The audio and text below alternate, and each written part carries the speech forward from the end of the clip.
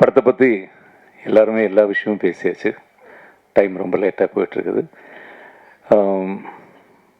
இந்த படத்தில் முதல்ல ஃப்ரம் த பிகினிங் சொல்லப்போனால் லைக்கா மாதிரி ஒரு ப்ரொடக்ஷன் இந்த ஒரு சின்ன படத்துக்காக அவங்க இதுக்குள்ளே வந்தது. அதுக்கப்புறம் தமிழ் குமரன் சார் மாதிரி ஒரு ப்ரொடியூசர் இந்த படத்துக்கு வந்தது. Pandiraj sir direction and everything production எல்லாமே இதுக்குள்ளே வந்தது. And all the co artist Urvashi வந்தது. And Sanjana, Ananthika, Yogi Babu, Mysskin sir, Singampuli, Baks, Sandy master, so many எல்லாருமே. அண்ட் த என்டையர் டெக்னீஷியன்ஸ், ஃபாக்சன் மாதிரி மியூசிக் உள்ளே வந்தது, பிரதீப் மாதிரி எடிட்டர் வந்தது, ஜார்ஜ் மாதிரி ஒரு கேமராமேன் இதுக்கு கிடச்சிது, திவ்யா மாதிரி ஒரு அசோசியேட் வந்தது. எல்லாத்துக்கும் ரொம்ப சந்தோஷம். ஆனால் உருவசி சொன்ன மாதிரியே இதுக்கெல்லாம் மேலே இந்த படத்தோட ஹீரோ இதனோட ஸ்கிரிப்ட் தான். ஃபஸ்ட்டு இந்த படத்தோட ஸ்கிரிப்ட் கேட்டது பாண்டியராஜ் சார் வந்து சொன்னது. பாதி ஸ்கிரிப்ட் வாசிட்டு இருக்கும்போது நான் கேட்டது, உருவசி மாப்பிட்ட கேட்பீங்களா? ஆல்ரெடி உருவசிட்ட பேசியாச்சு சொன்னது. அப்படி எல்லாமே பாசிட்டிவாக அமைஞ்ச ஒரு படம். இனிமேல் இது பப்ளிக்கிட்ட கரெக்டாக போய் சேர வேண்டியது only through you. Please, thank you so much. ஆக்சுவலாக பரிமளானுக்கோ அதாவது 2 லிஜெண்ட், 3வது லிஜெண்ட் அவர் சொன்னால் ஆக்டிங் சொன்னால் ஒத்துக்க மாட்டார். நான் மிஸ்கின் சார் அந்த தலைவனை தான் சொல்கிறேன். நான் எங்கேப்பா நடிக்கிறேன், நான் ஏனத்தானோ பண்ணுறேன், அது நல்லா இருக்குதுன்றாங்கன்னு அவர் தூங்கிட்டாருன்னு நினைக்கிறேன். தலை இல்லை, அது ஒரு ஹேபிட் தான் அவருக்கு எப்போவுமே. அது தப்பான பனீஸ்வரா இல்லை, ஒரு பெரிய கதை ஒன்று இருக்குது, அது வர பொறுமையாக வரேன். ஆக்சுவலாக வந்துட்டு நான் மட்டும்தான் வந்து இந்த படத்தில் எல்லாருக்கூடையும் காம்பினேஷனில் நடித்த ஒரு நடிகை. கரெக்டாக சார்? எல்லாரும் கூட எனக்கு மட்டும் தான் காம்பினேஷன். ஏன்னா எல்லோரும் நான் கலாய்க்கணும், அதுதான் எனக்கு அது ஜாலியாக இருந்தது படத்தில். அது வந்துட்டு 2 லிஜெண்ட்டு, ஜெயராம் சாரும் ஊர்வசி மேம்லாம் வந்துட்டு அவங்கள வந்துட்டு, ஏன்னா அவங்க எப்படி பர்ஃபார்ம் பண்ண உங்களுக்கு எல்லாரும் தெரியும். அவங்க கூட வந்து பர்ஃபார்ம் பண்ண எனக்கு கிஃப்ட்டு. எனக்கு அதுக்கு வந்துட்டு தலைவனுக்கு தான், பாண்டியன் சார் தான் தேங்க்ஸ் சொல்லணும். பாண்டியன் சார் எப்படின்னா வந்துட்டு அவர் யோசிப்பார், நம்ம இவங்ககிட்ட மாட்டணுமா இல்லை இவன் நம்மக்கிட்ட மாட்டினானான்ட்டு. நான் வந்து கேரமில் நான் யோசிப்பேன், ஒருவேளை நான் அவர்கிட்ட மாட்டினா இல்லை அவர் நம்ம அவர் ஒரு யோசிப்பார், அவர் பக்கத்து கேரமில் உட்காந்து யோசிப்பார். ஏன்னா என்னென்னா காலையில் வந்து 7 மணிக்கு ஷார்ட் வைப்பார். ஃபஸ்ட்டு நான் 7 மணிக்கு ஓகே 7 மணிக்கு நம்ம சொல்லுவோம், பட் மோஸ்ட்லி நிறைய பேர் 7 மணிக்கு வைக்க மாட்டாங்க.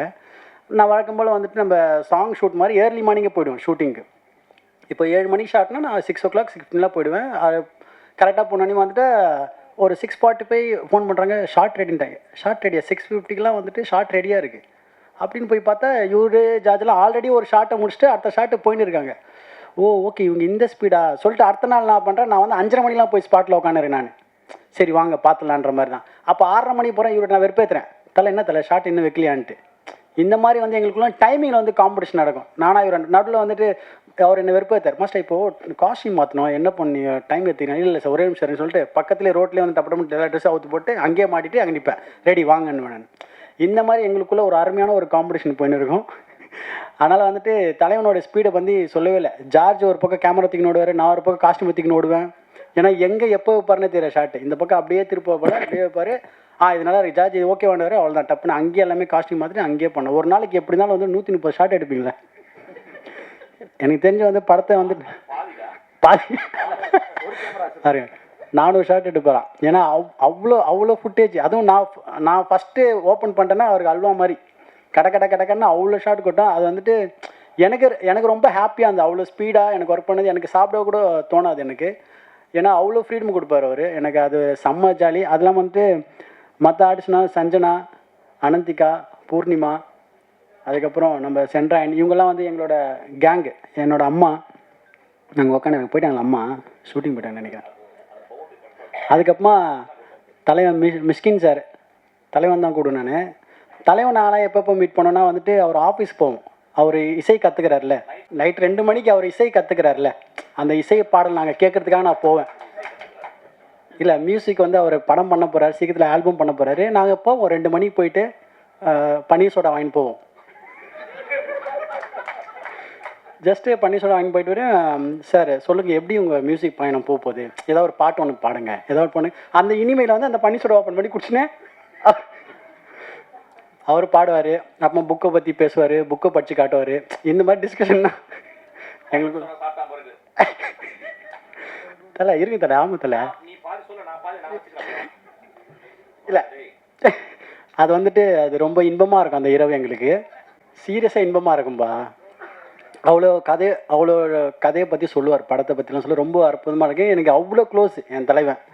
அதனால் வந்துட்டு இவங்க எல்லாருமே இந்த படத்தில் ஒரு படத்தில் இருக்கிறப்போ அது எவ்வளோ ஜாலியாக என்ன மாதிரி இருக்குது நீங்கள் பாருங்கள். அதுவும் பாண்டியன் சார் வந்துட்டு எனக்கு தெரிஞ்சு வந்துட்டு அவர் இந்த மாதிரி இது வரைக்கும் எடுத்ததில்லை. ஃபஸ்ட் டைம் வந்துட்டு நானே அவர் கதை சொல்கிறப்ப யோசிச்சேன், சார் என்ன சார் ஃபஸ்ட் டைம் உங்கள் ஜேனரே இல்லாத ஒரு கதையாக இருக்குன்ட்டு. அவ்வளோ இருக்குது, மிஸ்ட்ரி இருக்குது, ஃபன் இருக்குது, காமெடி அவ்வளோ இருக்குது. ஆனால் நீங்கள் பாருங்கள், பார்த்து என்ஜாய் பண்ணுங்கள். தேங்க்யூ ஸோ மச் பரிமளனுக்கும். இப்போ மேடையில் வந்து பெரிய பெரிய producer sir, director sir, Jayaram sir, Urvashi அக்கா, ஹீரோனி, சாண்டி மாஸ்டர் எல்லாரும் பெரிய பெரிய ஆட்களாக இருக்காங்க. அதில் நானும் உட்காந்துருக்கேன். அந்த இடத்துல நானும் இருக்கும்போது ரொம்ப சந்தோஷமாக இருக்கேன். இந்த படம் பரிமளமன் கோ வந்து இந்த படத்தில் வந்து டைரக்டர் பாண்டியராஜ் சார் வந்து எனக்கு ஒரு அற்புதமான ஒரு ரோல் கொடுத்துருக்காங்க. சூப்பராக நான் பண்ணியிருக்கேன். அண்ணன் நான் பாராட்டியிருக்காரு. பாராட்டி அதாவது நான் கேள்விப்பட்டிருக்கேன், மோதிர கையால் கொட்டுப்படணும்னு. எனக்கு பாண்டியனை வந்து ஒரு சின்ன அழகாக ஒரு சின்னதாக செல்லமாக ஒரு கொட்டு கொட்டி இது இப்படி தாண்டா நடிக்கணும், இப்படி தாண்டா பண்ணணும்னு சொல்லி அது அழகாக சொல்லி கொடுத்தாரு. நான் சூப்பராக பண்ணியிருக்கேன். நல்ல பேர் கிடைக்கும். சில படம் வந்து ஆண்களுக்கு பிடிக்கும், சில படம் வந்து பெண்களுக்கு பிடிக்கும். சில படம் வந்து 18லேருந்து 20 வயசு வரைக்கும் அந்த குரூப் மட்டும் அந்த படம் பிடிக்கும். சில டைரக்டர் சாருடைய படம் வந்து குடும்பமாக வந்து படம் பார்ப்பாங்க. ஆனால் எங்கள் டைரக்டர் பாண்டியராஜ் சார் வந்து குடும்பத்தை வச்சு தான் படம் எடுக்கிறாரு. தாத்தா, பாட்டி, அம்மா, அப்பா, தங்கச்சி, அக்கா, அண்ணி எல்லாரும் வச்சு ஒரு அழகாக சூப்பர் குடும்பமாக கொண்டாட வேண்டிய ஒரு படம் வந்து பரிமளான்கோ. படம் வந்து ரொம்ப சூப்பராக இருக்குது. படம் வந்து பட்டே கலப்பும். எல்லோரும் வந்து தேட்டரில் வந்து படம் பாருங்கள். இந்த வாய்ப்பு கொடுத்த டைரக்டர் சாருக்கும் ப்ரொடியூசர் சாருக்கும் ரொம்ப நன்றி, ரொம்ப சந்தோஷம். தேங்க்யூ.